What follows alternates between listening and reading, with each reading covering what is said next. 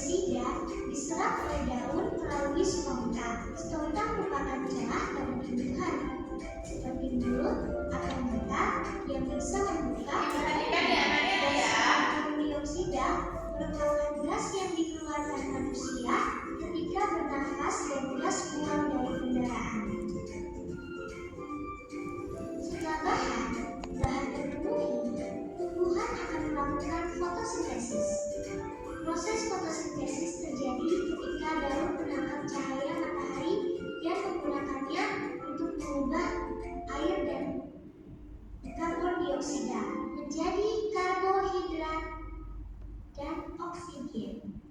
Nah, jadi proses fotosintesis itu menghasilkan karbohidrat atau makanan untuk tumbuhannya dan juga oksigen yang kita hirup. Jadi gini anak-anak, proses fotosintesis itu air itu akan diserap oleh apa? Anak-anak bisa lihat ya di API ini ya. Jadi airnya itu nanti diserap oleh apa? Lalu cahaya matahari itu datang ke daun. Fungsinya nantinya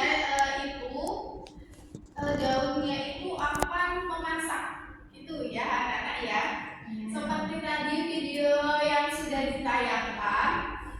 Nah, setelah itu CO2 atau karbon dioksida di udara itu diserap oleh daun melalui stomata. Nah, di daunlah itu